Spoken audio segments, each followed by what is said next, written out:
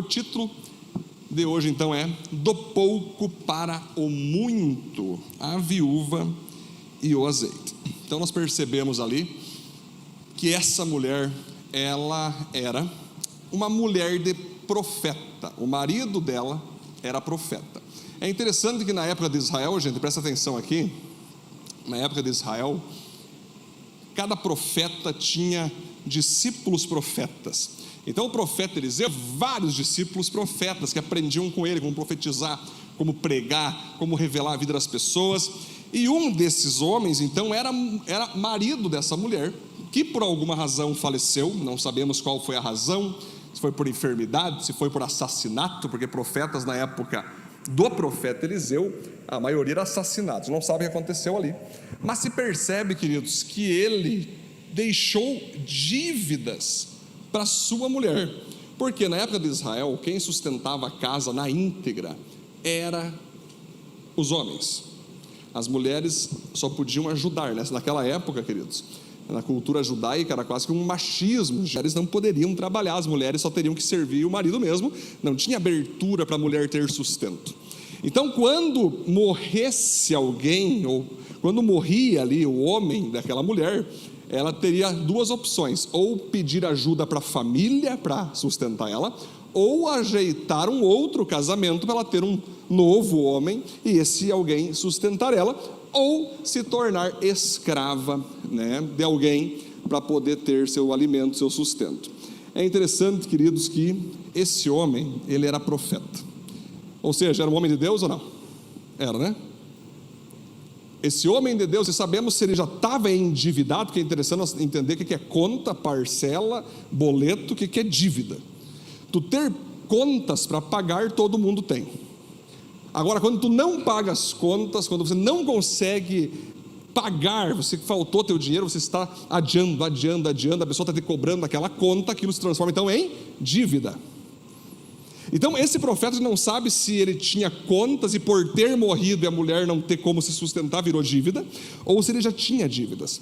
Mas se sabe que esse homem era um homem de Deus, mas também tinha dívida, também tinha problema financeiro. Então eu quero que você entenda o seguinte: não é porque nós somos cristãos que nós vamos ter problemas, não é porque nós somos filhos de Deus que nós não vamos ter momentos onde vamos precisar de ajuda, né? Eu lembro que em Curitiba eu conheci um pastor lá, que ele veio da Batista Nacional, e ele me contava a história dele, que ele tinha mais de 100 mil reais em dívida. Eu falei, como assim, cara? Ele falou, não, que eu era bivocacionado, trabalhava numa empresa, ganhava muito bem, e eu me empolguei, comecei a comprar apartamento, comecei a comprar carro, porque aquele salário me garantia eu poder pagar aquelas parcelas. Comprei presentes para meu filho, para minha filha, eu conhecia toda a família, um casal muito querido, uma família muito querida. Mas o que aconteceu? A empresa faliu. Uma hora para outra, a empresa faliu. Aí aquele homem ficou, rapaz, e agora? Não foi culpa dele, não foi culpa, quem sabe, de ninguém. Aconteceu da empresa ficar perdendo entradas, até que ela faliu. E aquele homem não recebeu acerto, aquele homem não recebeu nada. E aí começou aquelas contas não serem pagas, e aí virou dívida, entrou no Serasa, entrou no SPC, começou a dever para o banco, começou a dever para tudo quanto é lado, onde ele tinha certeza que ele não receberia esse golpe. E aí complicou para a vida dele. Eu lembro que ele sempre tinha vergonha, inclusive, de ir na igreja, inclusive foi um pastor, porque ele não admitia que ele deveria carregar aquela vergonha, né? Mas eu acompanhei ele um bom tempo, não lembro agora quando foi que ele saiu, mas eu lembro que ele saiu dessa situação, né? Foi uma luta muito grande. Ele foi íntegro, ele falou com o banco, ele falou com todos os credores, dizendo então que ele não tinha como pagar, mas ele ia orar, ele ia levantar mais sustento, ele ia trabalhar um pouco mais para pagar. Você imagina que dívida, né? Homem de Deus, né? Mulheres de Deus que às vezes entram nesse quesito. Se você analisar essa mulher, ela representa mais ou menos 70% do Brasil hoje. O que é o Brasil hoje? São filhos que nascem em fevereiro, lá no carnaval, né? É ali que eles são feitos, a maioria, né? Aí quando nasce, o pai pega e abandona a família. Então nós temos no Brasil hoje quase 70%, quase, tá? Não quero exagerar mais do que isso, mas é quase 70%, de filhos e filhas que são sustentados aqui pela mãe.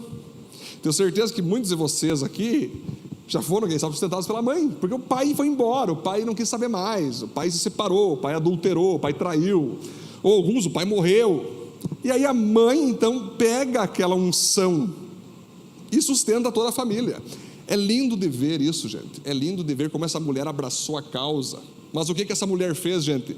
Quando ela percebeu que ela estava precisando de ajuda, o que ela fez? Consultou o horóscopo. Eu vou ter que ver, eu sou de Aquário, o que temos aqui? Aí ela lê, uma semana difícil tu vai ter, sai daqui.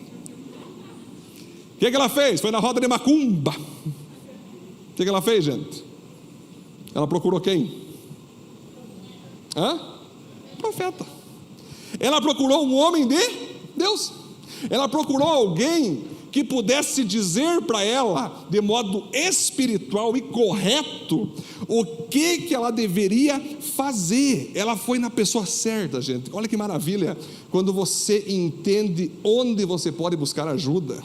Olha que legal quando você pode contar com pessoas que não vão falar o que você quer ouvir, mas vão falar o que você precisa ouvir. Vamos para o primeiro ponto para nós trabalhar então? Vamos lá. Vamos ler o texto antes, né? A gente não leu ainda, né? Então vamos ler o texto, isso. Vamos ler o texto antes, 2 Reis 4, 1-7. Certo dia, a mulher de um dos discípulos profetas foi falar a Eliseu: teu servo, meu marido, morreu, e tu sabe que ele temia o Senhor. Mas agora veio um credor que está querendo levar meus 2 filhos como escravos. Eliseu perguntou: como posso ajudá-la? Diga-me o que você tem em casa.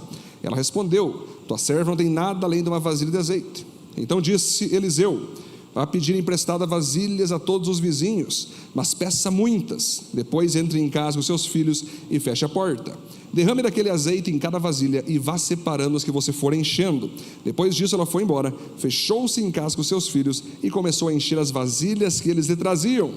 Quando todas as vasilhas estavam cheias, ela disse a um dos filhos: traga-me mais uma. Mas ele respondeu: já acabaram. Então o azeite parou de correr. Ela foi e contou tudo ao homem de Deus, que lhe disse: vá, venda o azeite e pague suas dívidas, e você e seus filhos ainda poderão viver do que sobrar. Amém? Vamos aplaudir a Deus por esse texto? Muito bom. Primeiro ponto então, por gentileza: a exposição é o primeiro passo da prosperidade. Então a exposição do teu problema é o primeiro passo para tu resolver ele e seguir uma vida de prosperidade. Identifique e apresente o seu problema para quem realmente pode te ajudar a resolver. Então, se você se identifica com essa mulher, você, pastor, eu estou no SPC mesmo, estou no Serasa, pastor, estou devendo para uma galera aí, eu me envergonho mesmo, pastor, eu estou mal, estou triste, pastor, estou cabeça baixa. Quem você deve pedir conselho? Que tipo de pessoa deve ser esse alguém que vai nos ajudar? Primeira coisa, precisa ser uma pessoa de Deus, certo? Com a família estruturada, comprometido com a sua igreja, que é dizimista, ofertante, generoso, investidor na vida de pessoas, que não tenha dívida nenhuma. Tem uma pessoa próspera, é aquela que, começando, não tem o seu nome sujo. Se você, nesse Brasil que vivemos hoje, tem teu nome limpo, parabéns, já é próspero. Se o teu nome está limpo, você já pode se considerar uma pessoa próspera. Tem uma pessoa próspera, é aquela que, tendo casa alugada, ou tendo uma casa comprada, financiada, é aquela que paga os seus compromissos. É aquela que consegue dar uma vida simples talvez, mas boa, próspera para a sua família. É alguém que pode fazer crédito em qualquer loja, ele vai ter esse crédito, porque seu nome está limpo. Então, se você precisa resolver a tua vida financeira em alguma área, você tem que buscar ajuda em quem seja de Deus, certo? Mas seja alguém de Deus que possua caráter. Se você pedir ajuda para alguém que tem mais dívida do que você, aí vai ser 2 cegos tentando conduzir-se no caminho. Você não pode pedir para tua amiga, você não pode pedir para pessoas mundanas, você não pode pedir para pessoas que vão te extorquir de alguma maneira, você não pode ir atrás de vidas onde o cara está separado, está quebrado, está destruído, onde o cara está cheio de dívida, está desempregado. Você não pode pedir conselhos para quem é pior do que você. Jesus ensinou, e eu repito, pedir ajuda para quem é pior do que você é dois cegos tentando ajudar um ao outro a seguir o caminho. Não adianta. Aí eu lhe pergunto, você conhece alguém que poderia ser uma referência na tua vida? Eu já falei, gente, referência e prosperidade não necessariamente tem que ser alguém rico, mas alguém limpo. Se a pessoa é limpa, você já pode ter um conselho dessa querida irmã ou desse querido irmão. Eu lembro que lá em Curitiba, eu tive o privilégio de conhecer um pastor da Igreja Batista Nacional. O nome dele era Ari. Ele era muito rico. Ele vendia um remédio patenteado, onde ele tinha, em Nova York, não sei o que ele tinha, matriz e tal. Cada remédio que ele vendia era 500 mil, era grana mesmo. Ele era pastor, inclusive bivocacionado. O carro dele, até hoje não lembro que marca que era, mas parecia uma nave. Tu entrava e tu ia voar aquele carro, né? A placa estava escrito Ari na placa, né? Ari, para tu ver só o tipo, né? Aí ele conseguiu, ele era parceiro do governador, na época ele era parceiro do governador Beto Richa do Paraná, parceiro da época do Gustavo Frutti, que era o prefeito na época. Eu falei prefeito, mas era prefeito na época de Curitiba, né? E aí, gente, o que acontece? Ele precisava de um ministro de louvor para tocar lá no Palácio do Governo, lá no Palácio do Governo. Ele, Edson, não quer fazer um louvor lá toda quarta-feira, vamos ter culto lá. Queria que você fosse o ministro para cantar a galera, né? E aí a gente ia toda quarta-feira, eu e mais uns 5 a 8 caras lá, líder pastor. Nós fazia o louvor, a pregação para aqueles homens importantes, aquelas mulheres importantes, né? Aí no final ele ficava tão feliz, olha, eu quero pagar um almoço a vocês, vamos comigo.